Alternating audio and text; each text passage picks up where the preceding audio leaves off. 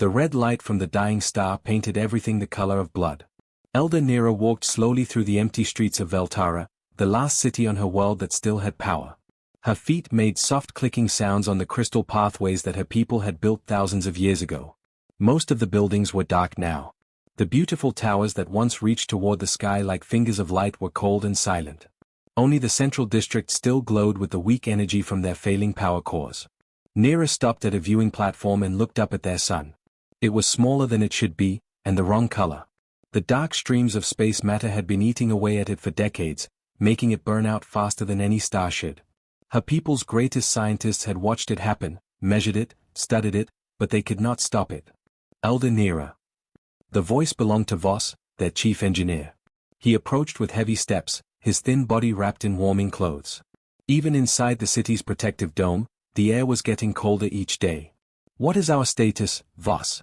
she asked, though she already knew the answer would be bad. "The thermal collectors are working at 12%. Maybe less." Voss looked tired. All of them looked tired these days. The fusion cores that power the city will fail in 3 days, for at most. Nera nodded slowly. 3 days. After 10,000 years of civilization, they had 3 days left. The Kalari had once been proud of their world.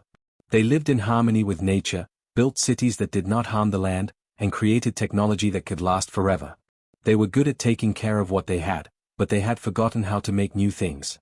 Their ancestors had built wonderful machines, and the Kalari had spent centuries making those machines work perfectly. But when something completely new was needed, they did not know how to create it. "How many of us are left?" Nera asked. "In the city? Maybe 8,000. In the outer settlements, perhaps 2,000 more, but their power failed last week." Voss paused. "Elder, there are reports that some settlements have gone completely dark. No signals, no responses. 10,000 people left from a world that once held millions." Nera felt the weight of responsibility settle on her shoulders like a heavy blanket. She was the leader of a dying race, and there was nothing she could do to save them. They walked together toward the council chamber, passing groups of Kalari who sat quietly in the warm spots near the heating vents. Children stayed close to their parents, and everyone spoke in whispers, as if making too much noise might use up their remaining energy faster. The council chamber was a beautiful room with walls made of clear crystal that had once shown the bright light of their healthy sun. Now the walls were dark, lit only by small emergency lights. The 5 remaining council members sat around a table that had hosted important decisions for 1,000 years. "We need to talk about the children," said Councillor Kale. He was young for a council member, only 300 years old. "Should we put them in the deep sleep chambers? They might last longer that way." "And wake up to what?" asked Councillor Dex, her voice sharp with pain. "A cold, dead world with no power and no hope." "At least they would have more time," Kale replied. Nera listened to them argue, but her mind was somewhere else. She thought about all the things her people had accomplished. The beautiful cities they had built. The art they had created. The songs they sang that could make flowers bloom. The healing machines that could fix almost any injury. The wisdom they had gathered over thousands of years. All of it would be lost. In 3 days, when the power failed, the cold would come quickly. Their children would never grow up. Their stories would never be told again. Their songs would be forgotten. "There is one more option," Nera said quietly, and the room became silent. She stood and walked to the communications console, a machine that had been built by her great-grandfather's generation. It still worked, though it used precious power they could not spare. "We have one long-range transmitter left. It has enough power for one message, sent far into space." She looked around the room at her fellow council members. "We could send a record of who we were. Our history, our knowledge, our culture. Maybe someone, somewhere, will receive it and remember us." "You want to use our last power to send a message to no one?" Dex asked. "That seems like giving up." "No," Nera said firmly. "It is the opposite of giving up. It is making sure that something of us survives, even if we cannot." She began to prepare the message, working with old fingers that still remembered how to operate the ancient controls. The transmitter would send their signal in all directions, hoping that somewhere in the vast darkness of space, someone would be listening. As she worked, Nera thought about what to say. How do you sum up an entire civilization in one message? How do you explain 10,000 years of life, love, discovery, and dreams? In the end, she kept it simple: we are the Kalari. Our star dies, and we die with it. If any hear this across the void, remember that we tried to be worthy of the cosmos. Remember us. She pressed the activation button, and the message launched into space at the speed of light, carrying the final hope of her dying people into the unknown darkness. Dr. Jinwoo rubbed his tired eyes and looked at the clock on the wall. 3 in the morning. He had been working the night shift at the Deep Space Communication Array for 6 months now, and most nights were the same. Static from dead stars, random cosmic noise, and the occasional signal from one of humanity's own space probes. He took another sip of his cold coffee and adjusted his headphones. The big radio dishes outside were always listening, always searching for something that might prove humans were not alone in the universe. So far, they had found nothing but silence. Jinwoo was about to check the next frequency when something made him stop. There was a pattern in the static, something that did not sound random. He turned up the volume and listened more carefully. That's weird, he said to himself. The signal was definitely artificial. It had structure, rhythm, purpose. This was not cosmic noise or interference from Earth satellites. This was a message. His hands started shaking as he began recording the signal and running it through the computer translation programs. The patterns were complex but clearly mathematical. Prime numbers, basic physics constants, and then something else. Something that looked like language. Director Park. Jinwoo shouted into his radio. You need to get down here right now. Director Minute was asleep in her office down the hall, but she came running when she heard the urgency in Jinwoo's voice. She had been running the SETI program for 15 years and had never heard her staff sound so excited. What is it? She asked, still putting on her glasses. We're getting a transmission from the Vega sector. It's definitely artificial, definitely from another civilization. Jinwoo's voice was high with excitement. Minute Seo, I think this is it. I think this is first contact. Minute Seo sat down at the console and put on her own headphones. For several minutes, she listened in silence while the computer worked to decode the message. When the translation finally appeared on her screen, her face went pale. My God, she whispered. They're dying. The message was simple but heartbreaking. An entire alien race was asking to be remembered as their world died. They were not asking for help, because they did not believe help was possible. They just wanted someone, somewhere, to know they had existed. Minute Seo picked up her secure phone and dialed a number that connected directly to the president's emergency line. It was 3:30 in the morning, but this could not wait. Sir, this is Director Park at the Deep Space Array. We have received a transmission from an alien civilization. They are facing extinction and have approximately 72 hours before their power systems fail completely. The president was quiet for a long moment. Are you certain this is real, Director? Yes, sir. We've verified the signal source and confirmed the translation.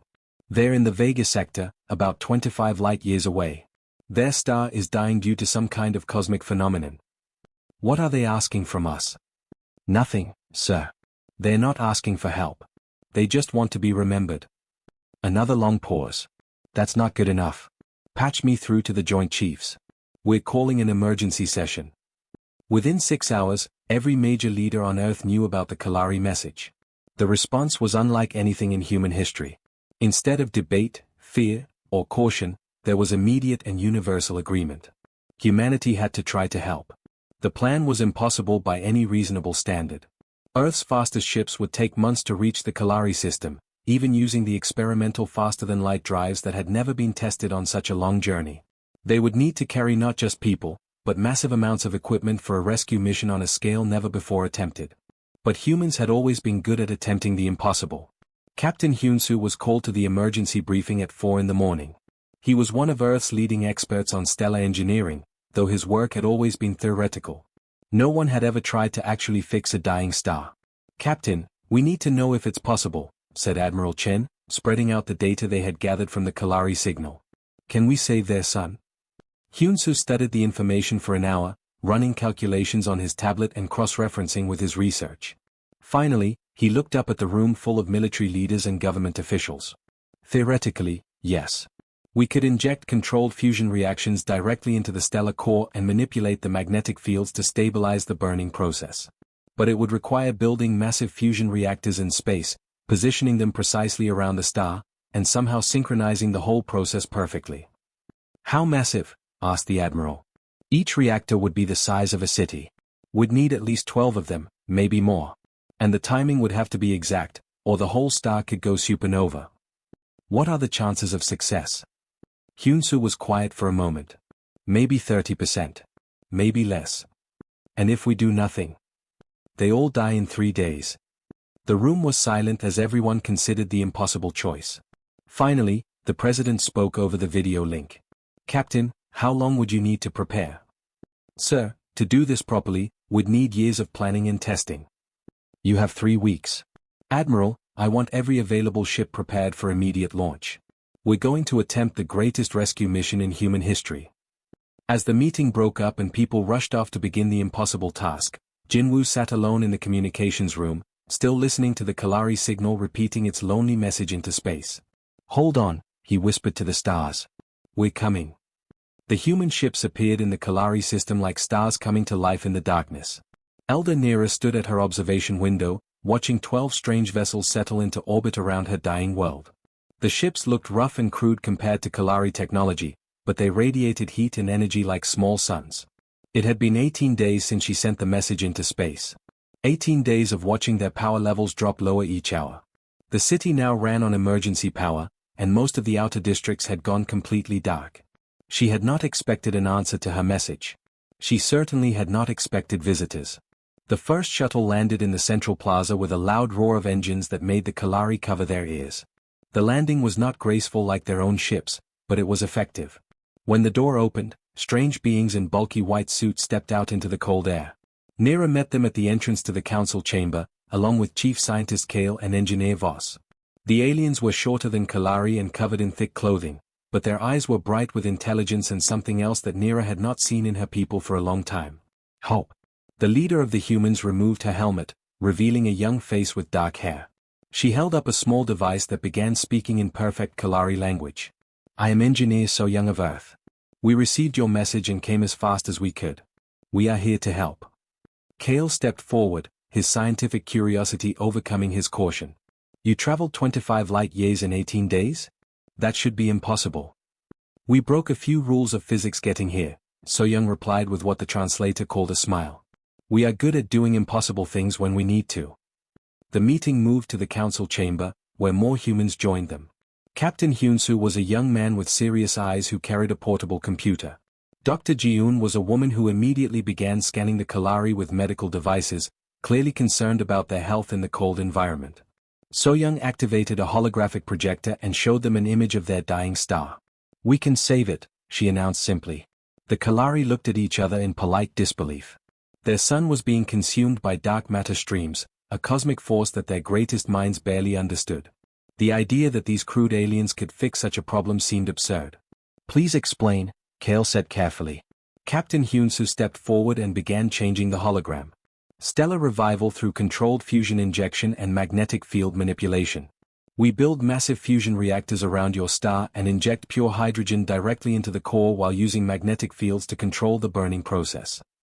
Kale ran the calculations in his head, his advanced mind working through the physics in seconds. The energy requirements would destroy your entire fleet. The gravitational forces would tear apart any artificial structure. The magnetic field interactions could cause the star to explode. This is not possible. Actually, Hyunsu said, pulling up more detailed plans, we have run the models. Yes, it is dangerous. Yes, we might fail. But impossible? No. We have theoretical frameworks for stellar engineering that we have been working on for decades. Voss looked at the human plans with growing amazement.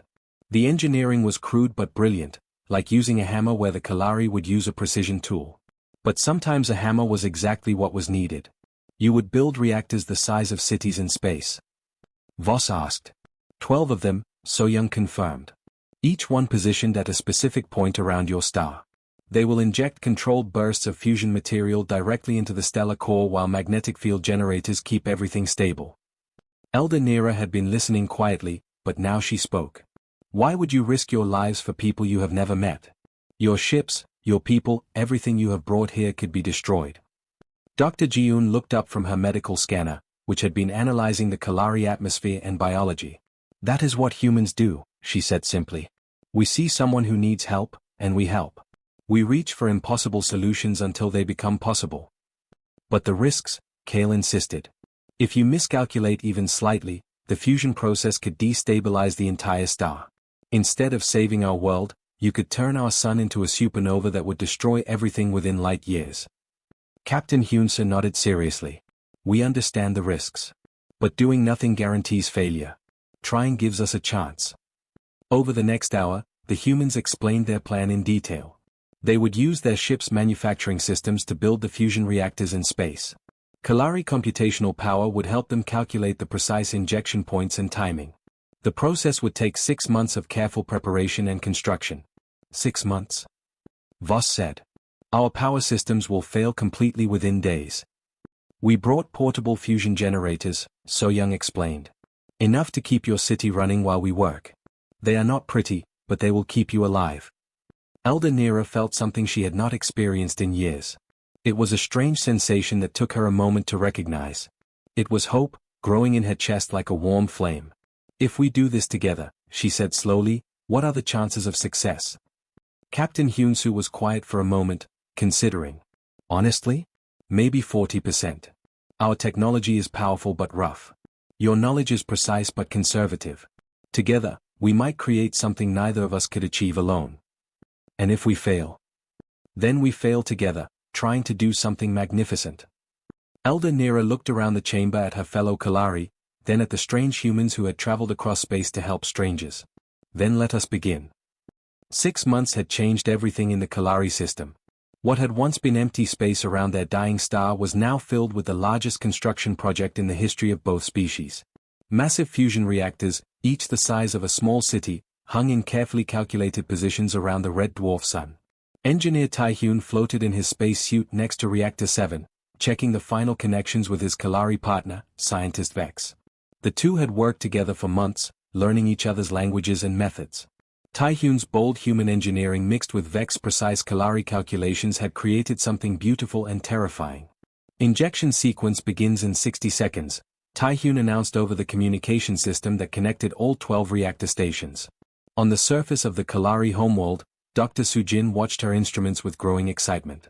The portable fusion generators the humans had brought were working perfectly, keeping the city warm and bright while they prepared for the greatest gamble in the history of two civilizations.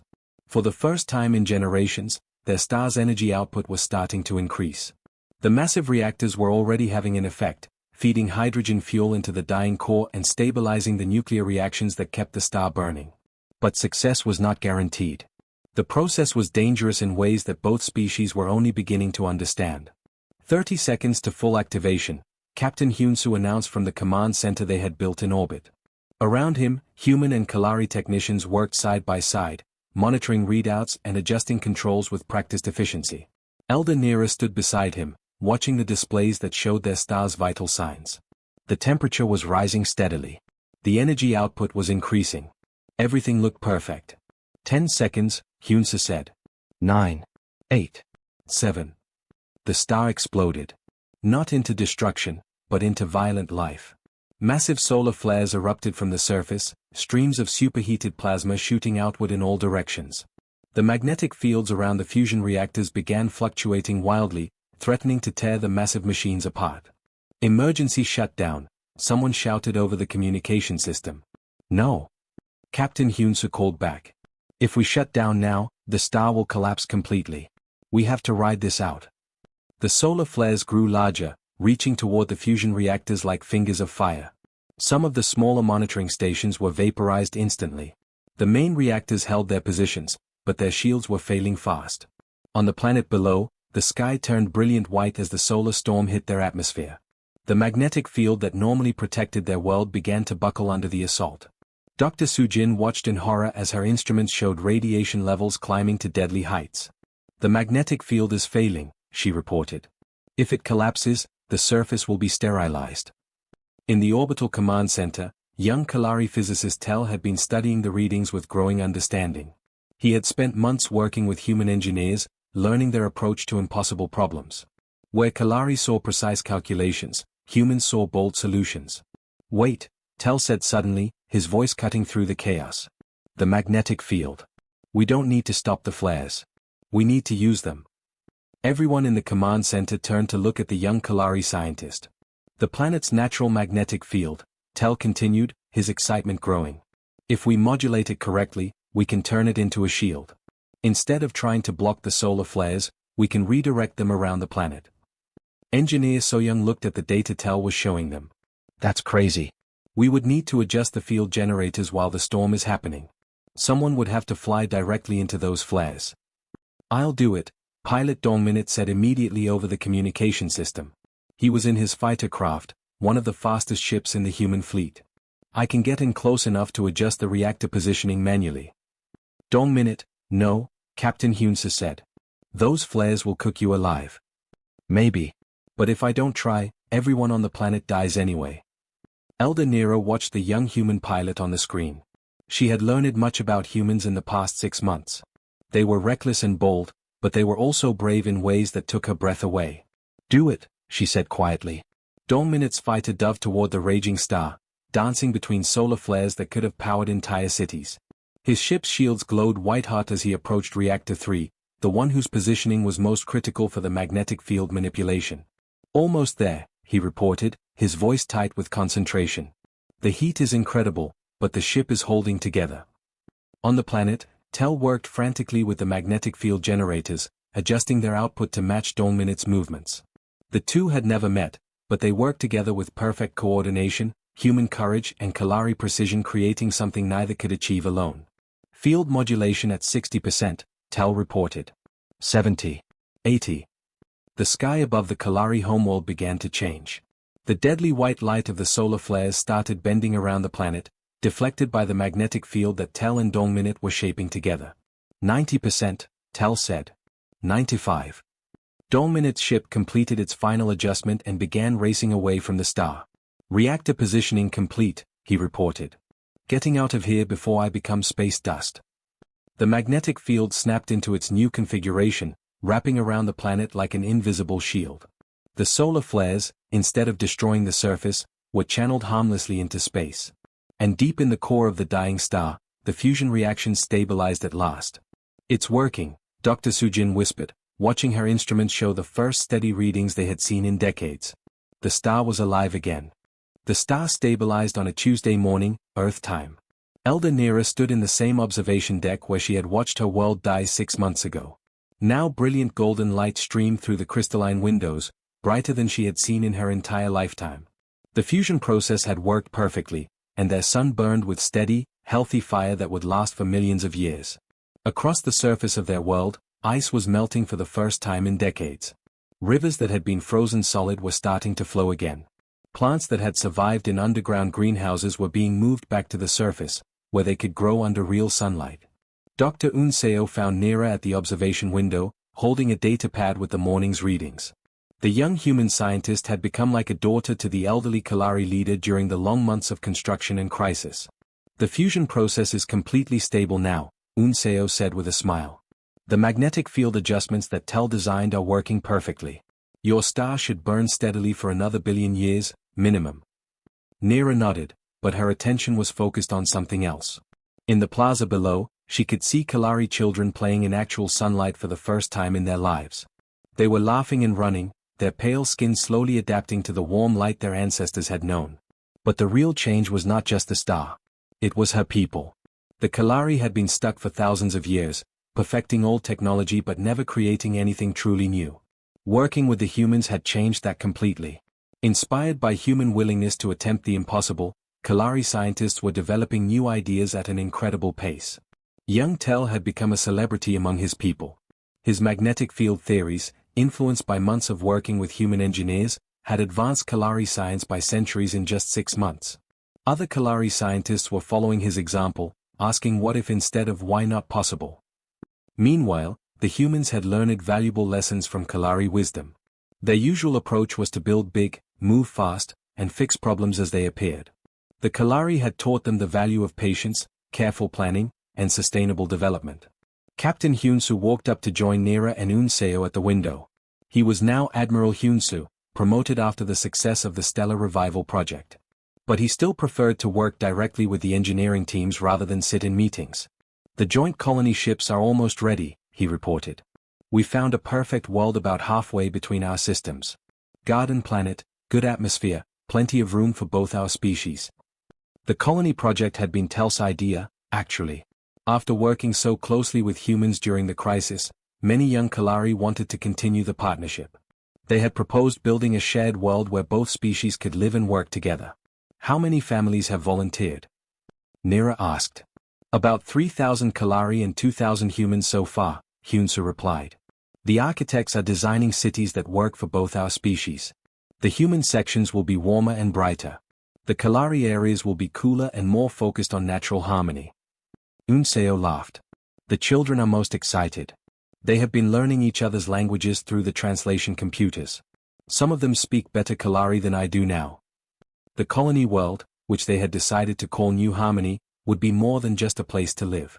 It was becoming the center of joint research projects between the two species. Kalari precision and human innovation were creating technologies that neither species had imagined alone. The new ships being built in the orbital yards around both worlds combined the best of both approaches. They had human-style powerful engines and bold designs, but also Kalari-style efficiency and sustainable systems. These ships could travel faster and farther than anything either species had built separately. What's the latest from the exploration fleet? Nira asked.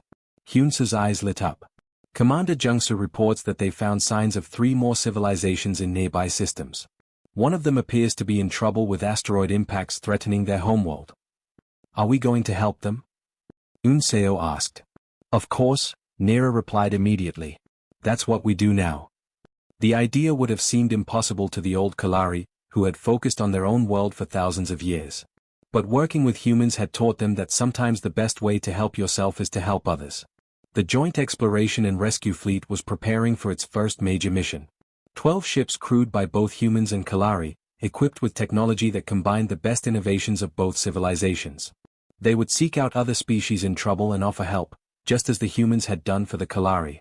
As they watched through the observation window, a group of children ran through the plaza below. Some were human, some were Kalari, and they played together as if they had always been one people. They chased each other around the fountain in the center of the plaza, their laughter echoing off the crystal buildings. You know what I think? Unseo said quietly.